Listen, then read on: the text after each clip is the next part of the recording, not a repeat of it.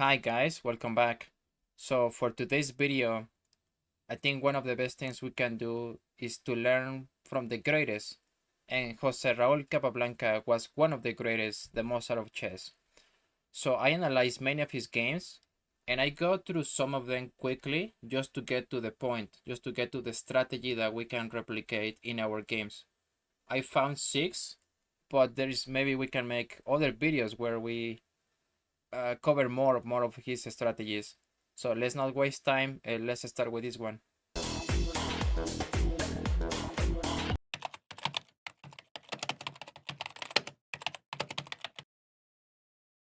The first strategy I want to show you is getting a pawn majority on the queen side. So this is one of his games where he has 3 pawns on the queen side versus 2. Let's check out how he got there. So the game starts with d4. He's playing black d5, c4, e6, knight c3, c5, c takes on d5. We take back in the center, developing the knight, knight f3, knight c6, g3, bishop to e6, hitting or like protecting this pawn. We get bishop to g2, bishop e7, castles, knight f6, finishing development, bishop to g5, knight to e4, hitting this bishop. So now bishop takes, and we take back with the queen, knight to e5. And as you can see here, maybe we can take this knight, but it's better if we take this pawn, which is hanging. So now this pawn is hanging, and then white takes this knight in the center on e4. And what I think the best strategy for black is to move this knight away, but Capablanca decides to give back this pawn. So yeah, it's completely fine. It's normal. Now we castle, and white has the option of taking this pawn, but they decide to go for putting pressure on this one. So yeah, this is the how we reach this position. Now we have a pawn majority on the queen side, which is objectively is a draw, but with perfect play. But it's much easier to play for black, because now I have a strategy which is pushing these pawns and putting pressure on this side, and white has a pawn majority on the king side, but now it's going to be more difficult to push in these pawns without weakening the king. So yeah, and he would do this with black and also with white. He would do the same thing with white. This is an example where he's playing the Collie system. He played against Benito Villegas. He has a pawn majority on the queen side, 3 versus 2. And now if you start pushing these pawns, you have no problem.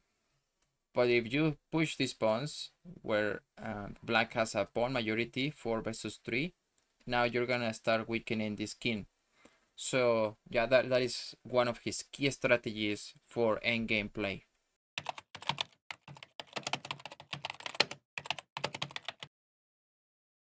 For the purposes of this video, I skipped to the really good stuff, and this is why to play.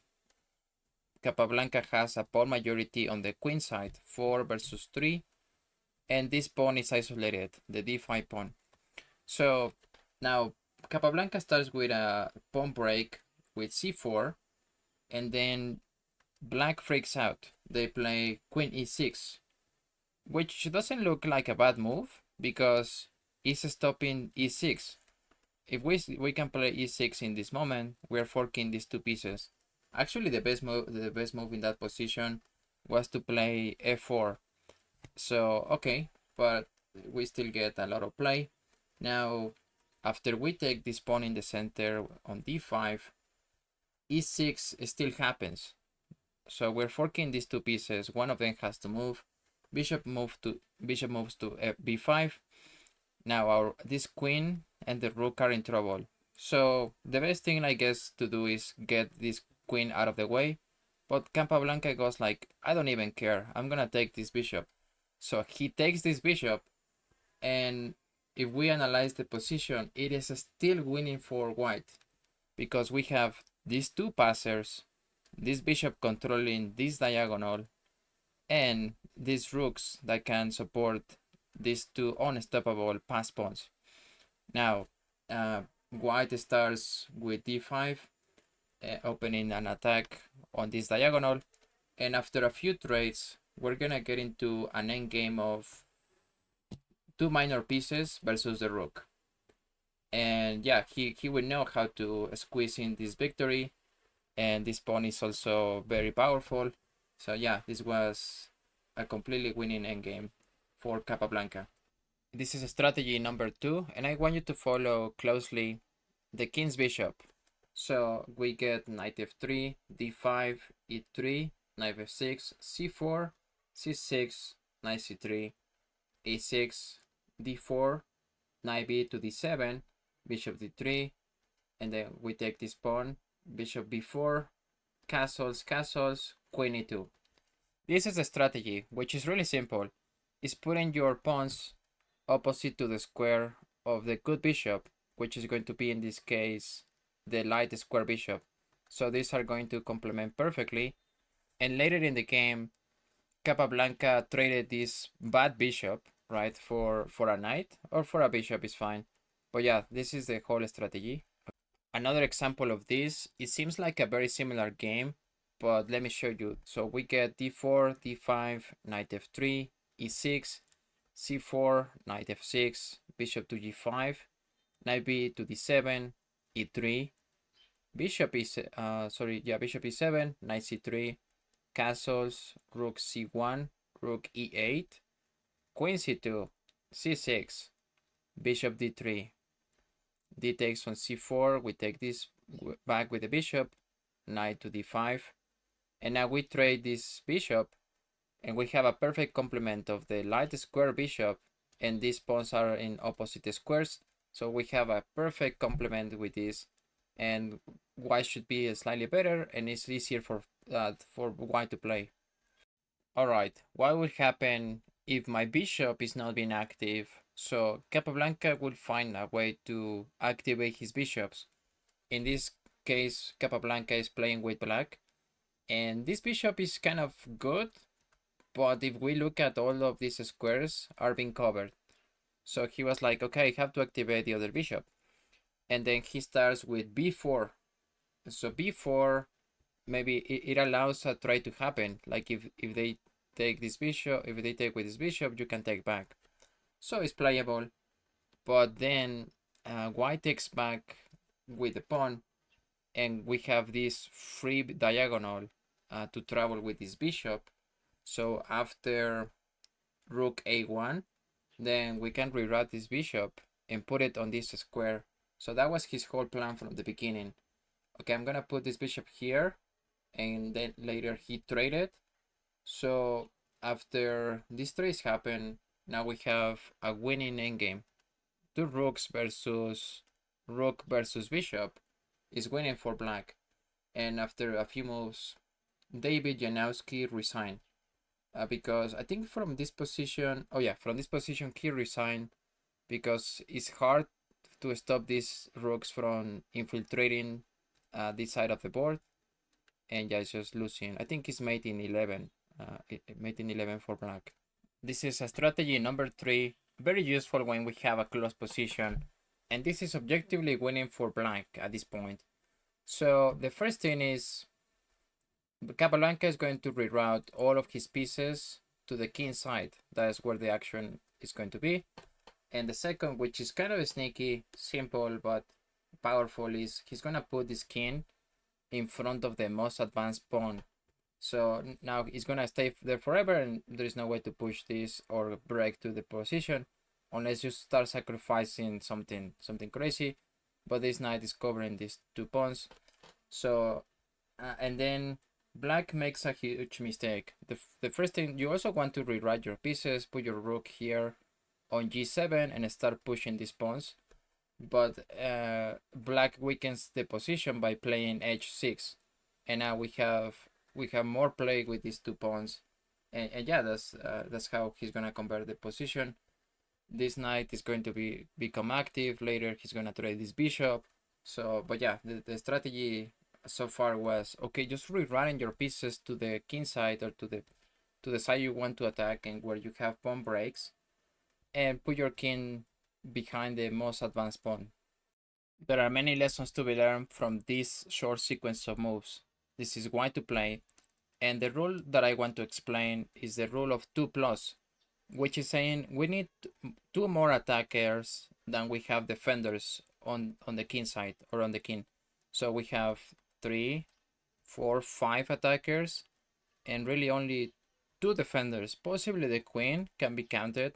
I wouldn't count it, so but still we have 2 plus attacking pieces. Now we can start sacrificing here, and the sacrifice we want to look for is the rook. We sack the rook on e6. So you cannot really take. So if that happens, we can give a check here once the king moves, and this is checkmate. So that is not a move. And then I'm gonna go back here to rook takes on e6. That is the absolute best move. Knight to f6. We can also sacrifice the knight, and if the bishop takes, we take back with the rook. It's still winning for white, but black ignores the threat and they play c5. Capablanca goes with another amazing sacrifice, which is bishop to h6. That is just crazy, and you cannot take.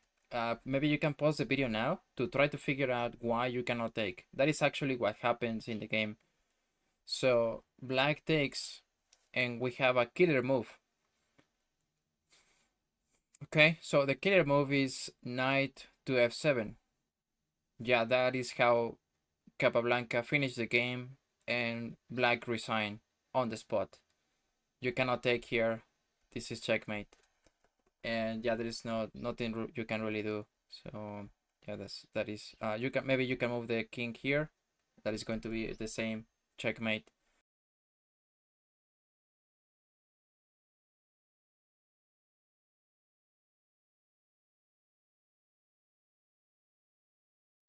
The same rule applies here. We have more attackers than defenders in the position. First, I would like to point out this bishop that is on opposite squares of these 2 pawns. And we have 1, 2, 3, 4, 5 attackers and maybe only 3 defenders. So we move the bishop to e6. And then this only weakens more the position in my view. Now we get a few threats. Okay, we get this knight taking this bishop, and then this completely blunders the game. Knight to e4. Best move was to go queen e7. You can pause the video now. Try to figure out why this is a huge blunder. Okay, so the blunder happens because now we can sacrifice the rook. So we can take the rook. We can take this pawn and give it a check, opening up the position, and now we can continue with queen h3, giving a check. And once the king move, this is mating 1. We can give a checkmate here on h6, and yeah, the king doesn't have any escape squares. Strategy number 5, let's analyze this from black's position. So let's go back here. We get e4, c6, d4, d5, e5, bishop f5, bishop d3, and bishop takes on d3. So instead of going back, he decides to trade. The strategy is anytime you have the opportunity to simplify a position, just do it. But there are subtleties to this. You can also choose your moments like Capablanca. So I'm gonna skip a few moves ahead. Here we have a developing move, and now we get this knight out of the initial squares. We develop the other knight, we improve that knight, and so maybe you can try to simplify the position by taking this bishop. So that looks good. And this bishop is not doing much at this moment. Maybe you can play something like bishop c5 is the only available square on this diagonal, or bishop f2, so you wouldn't be able to take it. But he decides to make a waiting move by playing g6. White plays g4, which really weakens the position. It weakens the safety of the king. Now you can play knight takes on e3. You can take the bishop, and Capablanca was a master of the endgame. He would know how to squeeze a victory from this one, from this position. And after this, yeah, how do you target this king? It's just very hard. It's very hard to attack it. And yeah, so after a few moves, he's gonna end up winning this position. Actually, I'm gonna skip to this one. Remember how g4 was pushed, and this endgame is being played on this side of the board. This is strategy number 6. So let's see it from black's perspective. e4, e5, knight f3, knight c6, knight c3, knight f6, bishop e5, d6, d4, bishop to d7. So the bishop takes this knight, and we take back with the bishop, queen d3. We take that pawn in the center on d4, knight takes back, and now the knight takes this bishop on c6.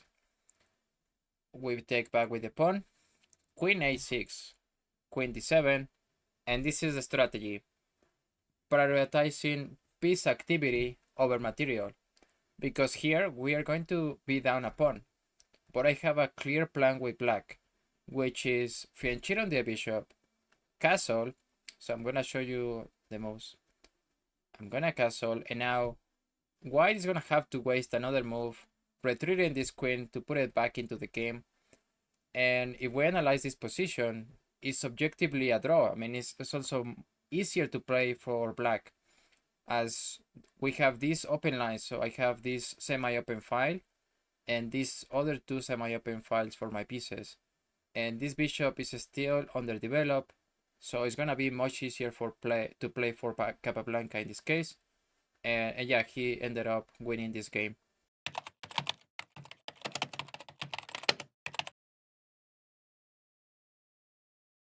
Thank you guys for watching. Let me know in the comments if you would like to see more videos like this, where we cover the strategies being played by top players from the past, also the present. So comment, like, and subscribe, and I will see you in the next one. Take care.